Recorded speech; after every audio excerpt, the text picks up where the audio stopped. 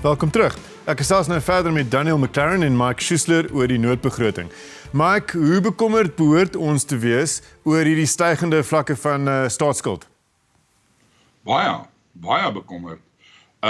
Daniel het gesê ons was op dieselfde vlakke in 2000 en 2000. Dis nie heeltemal waar nie. In terme van net die staatsskuld en selfs die staat se breë skuldvlakke is ons baie hoër op die huidige stadium en dit gaan nog hoër word. Soos ons hierdie jaar verder spandeer en volgende jaar ook. En meer spandeer as wat ons in inkomste gaan kry. So ons is op die huidige stadium net die staat alleen by 64,1%. Dit is 'n hele 10%, 14% eintlik meer as wat ons hoogste punt was net so 4-5 jaar na die apartheidsera. So dit is werklik waar 'n baie hoë skuldlas as wat Suid-Afrika ooit gehad het. En as ons dit vergelyk met die gemiddelde ontleikende land, is ons by 64% van BBP, hulle is by 52% van BBP. En ons moet onthou, dis waarmee ons vergelyk word, dis ontleikende lande, ontwikkelende lande as jy wil, en nie ontwikkelde lande nie. Daniel, so do you guys have examples of developing countries, developing economies of our scale who have spent their way and borrowed their way successfully out of an economic crisis as deep as this one?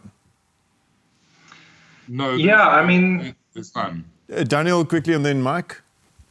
Yeah, one of the most important lessons in economic history is that and this was learned during the Great Depression, when governments did the worst possible thing during that crisis, which was to pull money out of the economy, to slash spending, increase taxes, and which all economic historians of all stripes agree to a large extent that deepened the depression. The 2008 crisis also showed the global recession that countries which spent money to get themselves out of that crisis recovered much quicker. Those which were forced to implement austerity or implemented their own kind of austerity spending cuts programs, think of Greece, for example, took much longer to recover and are still feeling the impacts of that. So the question about whether you need to spend money to get yourself through a crisis, it's not really up for debate, I think, in my reading of the economic history. The question is, what do you spend the money on? And also, where do you raise the resources from? That is a total false example. We are going to spend 14.6% more than we're going to get in. So this is not austerity. This is spending on the extreme ends of things. So I don't know where you're coming from. We are really spending a lot.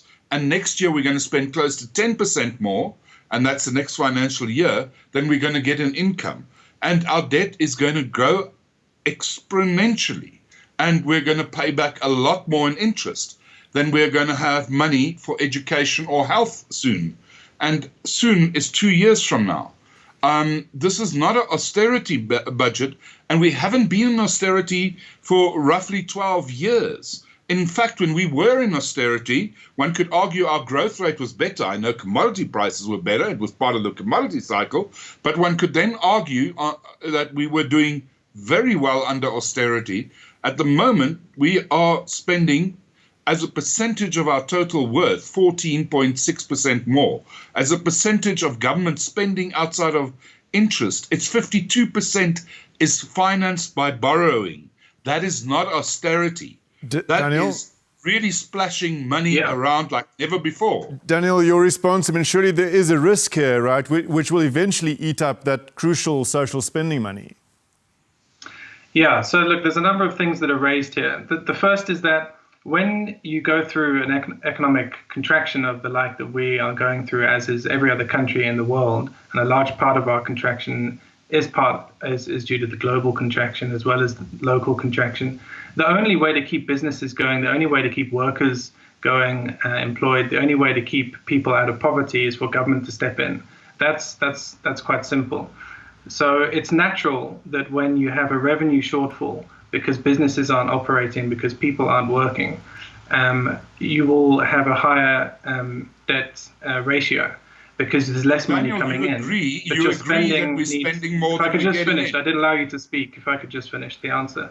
So it's absolutely natural that when you have less money coming in, you will have a higher deficit. That's completely natural. Right. The question is, how do you plug that shortfall? And there are lots of options available to government in the medium term, which don't involve the kind of cuts to social spending which we're seeing in the next few years. And Okay, the Daniel en reason that- Mike, we can continue for hours. Baie dankie daarvoor. Ons sal dit op 'n ander tyd die gesprek